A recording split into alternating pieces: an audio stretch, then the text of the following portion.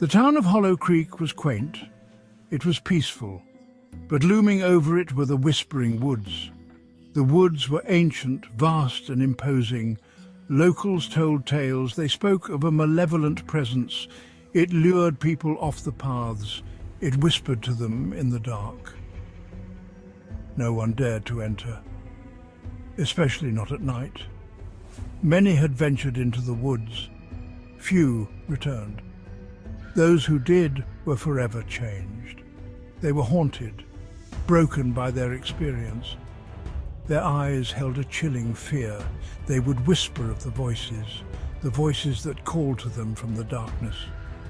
The woods held an eerie silence during the day, but at night they came alive. Whispers danced on the wind. They seemed to beckon those who dared to listen. Locals claimed the woods were alive. They claimed the woods remembered. They remembered every soul who had ever stepped within their borders. The woods were a place of dread. They were a place of mystery.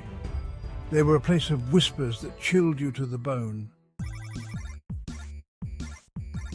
There were 4 friends: Emma, Jake, Liam and Chloe.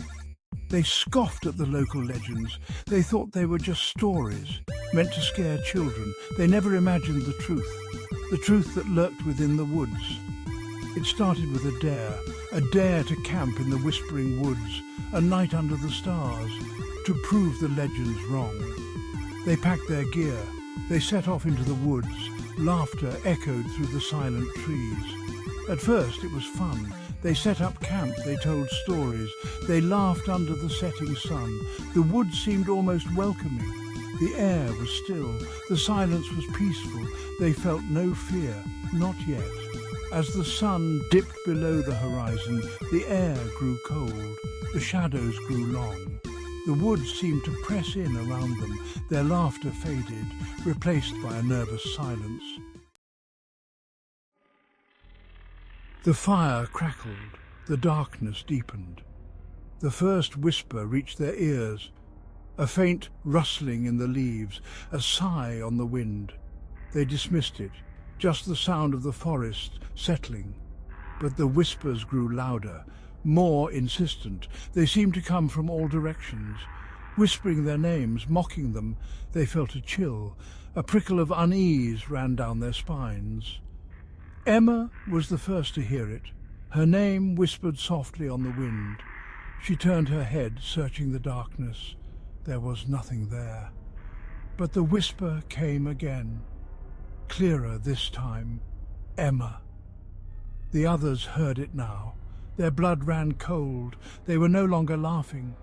Fear began to creep into their hearts. The woods were no longer welcoming. They were menacing, threatening. Emma couldn't shake the feeling of being watched, of being followed. The whispers grew louder, closer.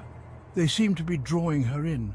Against her better judgment, Emma followed the sound of her name, deeper into the woods. The others tried to stop her, but she wouldn't listen. She was drawn to the voice, like a moth to a flame. The trees grew thicker, the darkness deeper. The whispers surrounded her, taunting her, luring her further into the heart of the woods. The others had no choice. They had to follow. They couldn't leave her alone.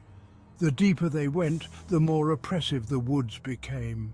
The air grew heavy, difficult to breathe, as if a weight were pressing down on their chests. Their fear was palpable now. It hung in the air like a thick fog.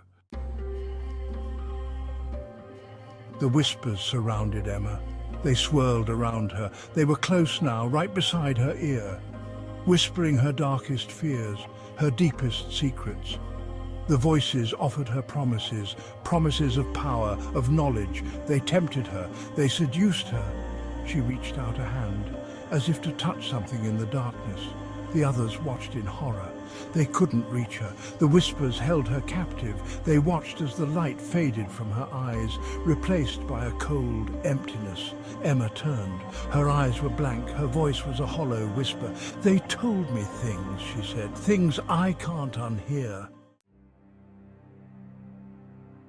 Panic seized them. They knew they had to escape. They had to get out of the woods. but the whispers blocked their path. The woods themselves seemed to be against them.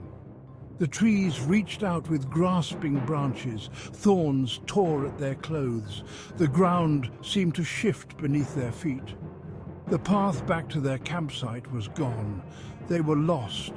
They ran through the darkness, blinded by fear, tripping over roots, stumbling through the undergrowth. The whispers followed them, mocking their fear, reveling in their terror.